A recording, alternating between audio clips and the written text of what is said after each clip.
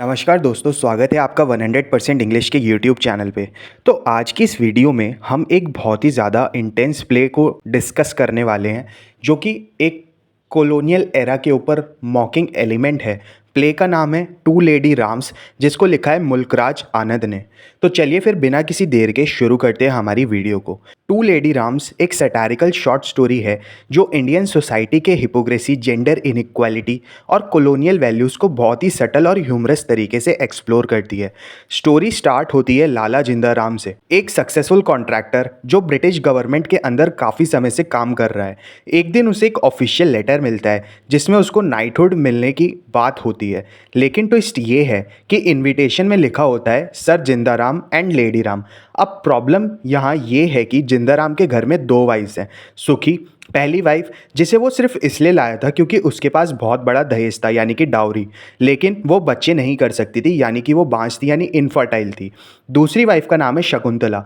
दूसरी wife young है, एक थोड़े मिडिल क्लास यानी कि लोअर क्लास ही समझ लो आप, उस बैकग्राउंड से आती है, जो ज़्यादा रोमांटिक और मॉडर्न नेचर की है। बेसिकली मैं आपको इस चीज़ का बैकग्राउंड दे देता हूँ। कॉलोनियल एरा में पॉलीगैमी अलाउड थी, पर लेकिन कब, जब किसी एक मेल को अपनी पहली वाइफ से एक मेल चाइल्ड नहीं हो पा रहा होता है तो वो दूसरी शादी कर सकता है अपनी एंसेस्ट्री को बढ़ाने के लिए। कितनी ज़्यादा हिपोक्रेटिक और बेकार की बात है। जिंदाराम दोनों वाइफ्स के बीच रातों को ऑल्टरनेट करता था, यानी कि वो रोमांस को डिस्ट्रीब्यूट करता था।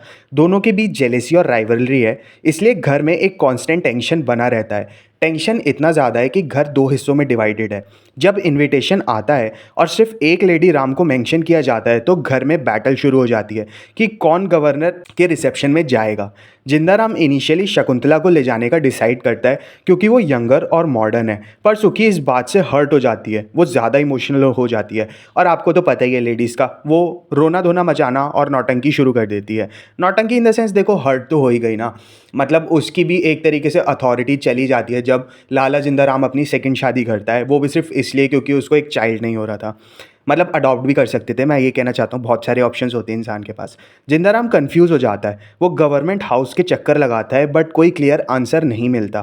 तभी उसका ड्राइवर एक ब्रिलियंट आइडिया देता है, क्यों ना कार्ड को मॉडिफाई करके टू लेडी राम्स लिखवा लिया जाए। जिंदाराम ये आइडिया अडॉप्ट करता है और दोनों वाइफ्स को एक साथ गवर्नर के रिसेप्शन पे ले जाता है।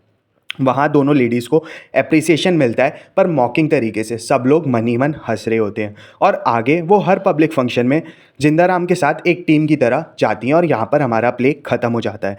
तो कहानी एक सिंपल कॉमिक इंसिडेंट से शुरू होती है, लेकिन ये डीपली कमेंट करती है Indian patriarchy, colonial power structure और वुमेन के आइडेंटिटी क्राइसिस पे। मुल्कराज आनंद ने बहुत ही विटी और शार्प सटायर के थ्रू एक सीरियस इशू को लाइट हार्टेड वे में प्रेजेंट किया है। कुछ थीम्स देख लेते हैं हमारे प्ले के। पहला थीम है इसमें पॉलीगैमी एंड जेंडर इनइक्वालिटी का। सुखी इनफर्टाइल है, इसलिए उसकी वैल्यू सिर्फ डाउरी के बेसिस पे है। पेट्रियार्की और जेंडर बायस को ये हाईलाइट करती है। Under Hindu law polygamy allowed थी, लेकिन वुमेन के पास कोई कॉरस्पॉन्डिंग राइट्स नहीं है। जैसा कि हमने देखा, सुखी की कोई सेल्फ आइडेंटिटी नहीं है, मतलब सिर्फ उसकी आइडेंटिटी इस चीज़ से रिलेटेड है कि वो लाला जिंदाराम के नाम से जानी जाती है और वो बच्चे कर सकती है या नहीं। Satire on colonial society, invitation card का एम्बिग्युइटी। एक ही लेडी राम कॉलोनियल ब्यूरोक्रेसी के इनडिफरेंस को दर्शाता है। नाइटहुड एक सुपरफिशियल ऑनर है, सिर्फ सर्टिफिकेट, लेकिन घर में रियल प्रॉब्लम क्रिएट कर देता है। सोशल स्टेटस एंड आइडेंटिटी, दोनों वाइफ्स को आइडेंटिटी मिलती है सिर्फ जिंदाराम के नाम से। उनकी पर्सनल आइडेंटिटी इस प्ले में ओवर शैडोड है। सुखी के सोशल काबिलियत में टाइट लिंक है डाउरी और फर्टिलिटी से। ये दिखाता है कि किस तरह सोसाइटी वुमेन की वैल्यू डिसाइड करती है। चौथा थीम हमको इसमें देखने को मिलता है पावर, प्रेगमेटिज्म एंड ह्यूमर का।